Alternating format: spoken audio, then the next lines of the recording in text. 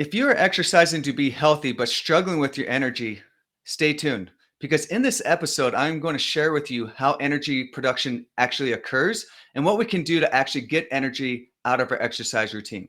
You're watching the Dr. Jake podcast. I'm Dr. Jake. I'm a naturopathic medical doctor and integrative physician in Salt Lake City, Utah. On this channel, I share with you how you can heal your body and get your energy back without any harmful drugs or surgery. Be sure to subscribe for more videos like this one. I recently filmed a podcast with my co-host Teresa Marie in which we talked about energy and how it can increase our energy production and how some people don't do very well with exercise. So stick around till the end and we're going to be actually talking about what you can do to improve your energy production when you do an exercise.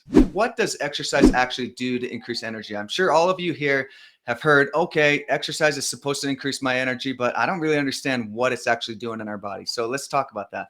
So when we exercise, we are actually building more mitochondria within our muscle cells. So when we're running or we're lifting weights, we're increasing the mitochondria in there. And our body compensates by that because we're using more oxygen and we need more energy for these muscles to work. So our body's like, hey, I need to make more mitochondria inside the cell because I need to make more energy production and I need more ability to use oxygen to be able to make this energy production. So we make more mitochondria.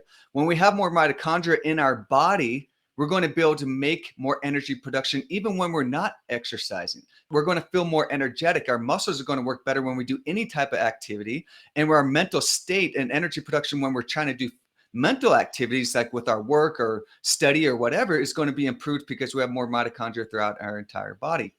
So a big thing also that exercise does is it increases circulation throughout our body. And when we have increased circulation, it means that our body is going to be getting more oxygen delivery. Our body uses oxygen to make energy production. That's what our mitochondria uses for energy. What it uses is sugar, protein, and fat. Okay, we get that from our food, but also we get energy production from oxygen. So if we increase the circulation, we're able to disperse that throughout our entire body, improve that actually getting into our tissues, like our brain, our muscles, our endocrine organs, etc. We're going to be able to have a lot more energy production through our body.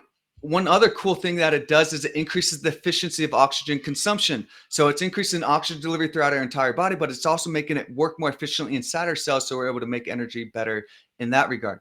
One cool thing also about exercise is it's going to help decrease our fat to muscle ratio. So we want to have less fat to muscle. And why is the benefit of that? So fat doesn't really do anything for our body except if we're starving. If we're starving, we want a lot of fat on ourselves, but most of us are really not starving here in the United States. So we don't need a lot of that fat. And what it's really doing is just bogging us down. Fat has a little bit of mitochondria, but nothing like our muscle cells. So if we increase our muscle tissue throughout our body, decrease the fat, we're going to increase that mitochondria that we have there. We're also not going to have that weight bogging us down and making it like when we go do activities or do things, it's more difficult for us to actually do that exercise or do that activity. And we don't really enjoy it anymore. So we don't really go out and then we get depressed, etc. That happens from that. So we want to decrease that. So that's one roundabout way that's going to help there, but also it's going to increase our muscle and increase our mitochondria throughout our body. Last thing I wanted to talk about, there's a lot of things to talk about here, is blood sugar regulation. This might sound crazy to some of you, but close to 50% of the population here in the United States has blood sugar issues. 10.5% have type 2 diabetes, and then another 35% have pre-diabetes, which is you're getting really close to diabetes, but you're not quite there, meaning that your cells aren't getting the sugar inside its cells efficiently. So like I said just earlier, that we need sugar and protein and fat to be able to make energy. But let's say we're not getting that sugar inside our cells, we're not going to be able to have good energy production. So we're going to be tired all the time because we might be pounding the sugary stuff, but it's not getting in our cells efficiently. So we're going to be tired all the time because of that. Exercise actually improves the oxygen consumption inside our cells by using something called a GLUT6 receptor. It bypasses all the other mechanisms of action to get sugar in there. So when you exercise, it's able to be consumed in that way. So that's a quick rundown of what exercise does in actually improving our energy level. You know, I'm starting to think a little bit as you're talking, like, okay, how does this relate to me and my situation? And, you know, anybody else who's listening might, you know, you might relate to me, maybe more like Dr. Jake. And I'm thinking, okay, so I like more low impact, you know, yoga had mentioned, hiking, snowboarding, those types of things. But when I think of myself, like running super hard or, doing those like, I forget some of the workouts, but I've been in some of these groups where they're having us like jump on the ground and then, burpees, and I'm like, my heart's just like pounding and I'm Mhm. just feeling awful, after it. I'm wondering like, what might I be doing wrong? What might be other people might be doing wrong in a sense, or maybe that's not the right word. Maybe it's just that they're making some other mistakes in how they are conducting their life and so forth. But what would you say are like the biggest mistakes people are making when it comes to how they approach exercise that could be affecting their ability to actually create the energy that you're talking about from all of the benefits? So one thing that could be going on is exercise does increase energy. A lot of science behind it actually doing that. But what could be going on is their cells aren't working very well. They likely have some mitochondrial trauma, either from some toxic food that they're getting in, pesticides, herbicides, poor air quality, or whatever, damaging the mitochondria so they don't work very efficiently. So they're not able to get that good oxygen consumption, make good energy production. So they're just going to feel more tired and more tired because they're not getting that mitochondrial effect because the mitochondria is damaged. It could be related to chronic infections and all kinds of things causing this. We're not going to dive into that. We've done this in other episodes, but that could be something going on too. A big one that I see also is people have adrenal exhaustion or adrenal fatigue. So if you do have adrenal fatigue, like especially if you're getting more in the late stages, adrenal fatigue stage 3, when you're not making enough cortisol, when you exercise, it's going to make you feel a lot worse. So for you to actually get good energy production from exercise is we need to fix all these other issues. We need to fix on healing your mitochondria, find out what's causing damage to the mitochondria and fix the adrenal issue. And when we do that, you're able to get great energy production from exercise. Some of the things that I see people drinking and then things Yeah. that they're eating, like types of food that they might be eating that could be affecting it as well. Say what you're going to say, and then I might follow up depending on, your answer. So yeah, I wanted to do a big plug here on energy drinks or pre-workouts. So you might be able to get a great exercise in when you do that. But if you do this for a long period of time, your body is going to crash because what happens with caffeine is it's a depleting energy. It doesn't actually give you energy. We might think, oh, I'm going to get caffeine. It's going to give me that energy that I need. Yeah, it uses all your mechanisms of action, stress response hormones, increasing your cortisol, your dopamine, your norepinephrine, these type of things, which are stress responses, which is going to make you feel good and that help you get a great exercise in. But what happens over time, and I hope most people are trying to actually be healthier when they exercise, but when you're taking these pre-workouts, it's actually going to make your health worse. In the beginning, you're going to be building more muscle. You're going to be able to work out longer. You're going to get a longer run. You're going to get a longer bike ride in. But over time, you're going to crash and your body's not going to be able to work anymore. You might start getting sleep disorders, or you might be getting anxiety disorders, or you might get in chronic fatigue syndromes. Like I feel tired all the time and I can't get out. These are the things that are happening when we do the pre-workouts. Also, I see people like carb loading and things like that before they do workouts, like if they're runners or things like that. Yeah, that is going to help you get a better run, but it's also going to give you a bigger inflammatory state throughout your body when you're getting all these sugary foods inside your body. You want to make sure you eat healthy. I see a lot of people like just pounding the protein shakes and they just eat a ton of protein shake or high calorie shakes or things like that. You need to be getting real food in your body to be able to be really healthy. These things might help short term and you'll be able to get really good results. You're like, I'm getting shredded and things like that. But this is going to take a big toll on your body if you keep on doing this stuff. Yeah, I was thinking about, the standard American diet and, like you see somebody, especially the young guys, who may not necessarily eat well, and there's this kind of belief. I know Owen had it Yep. too. It's like I can eat whatever I want because I exercise, Yep, right? But if you're definitely. not eating the right food, your body's not going to be able to create the energy that it needs. And especially if you're not eating anything with nutrients. I think a lot of people like they think of food as like strictly carbs, protein, and fat.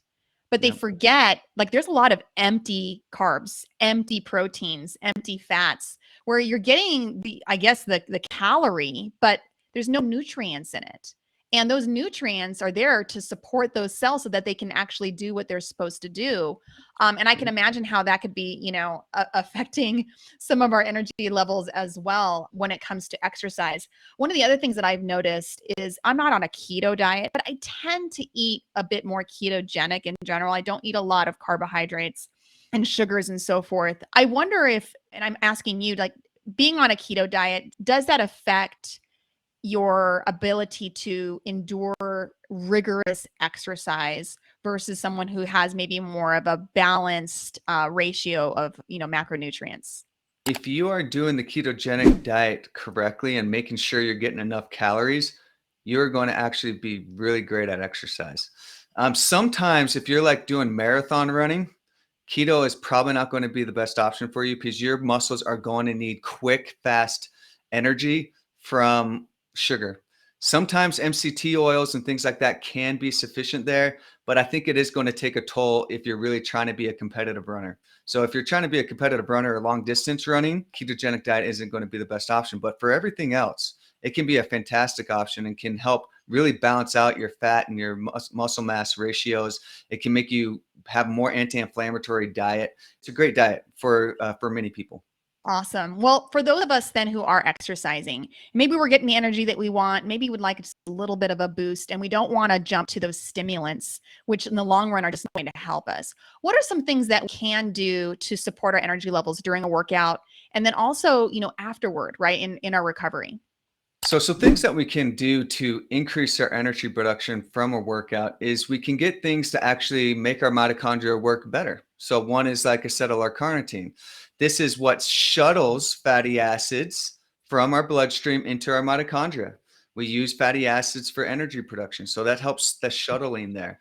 We have alpha lipoic acid, which helps heal any oxidative damage that's always happening throughout our bodies that could damage the mitochondria, so it helps there. We take something called glutathione that's going to help decrease the oxidative stress that's happening on the mitochondria and help support it and heal the mitochondria there. So those are some big things I like to do.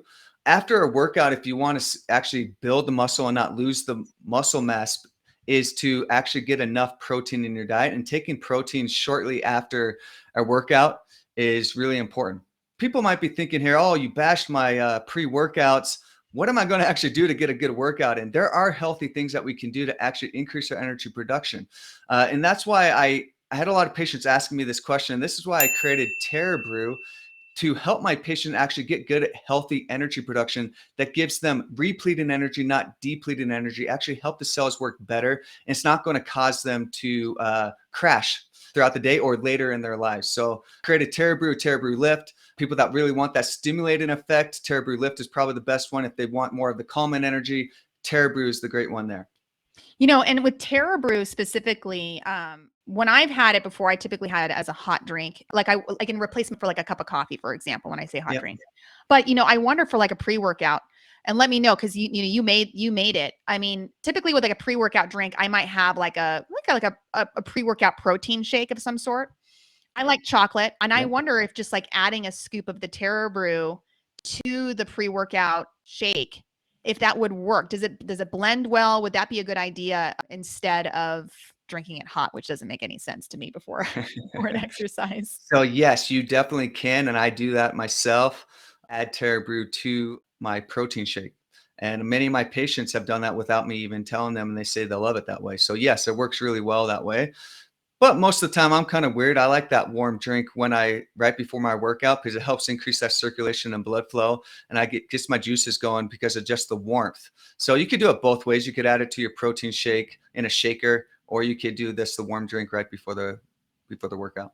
Awesome. Well, we'll make sure and put the link in the show notes in the description box for anybody who wants to try that and see how that works for you. One of the things that I've been doing, kind of maintain and just start looking at my energy levels also is I have this ring, and I've talked about this on other episodes before. But one of the things that it has shown me, it monitors a lot of stuff like your heart rate and your sleep and so forth.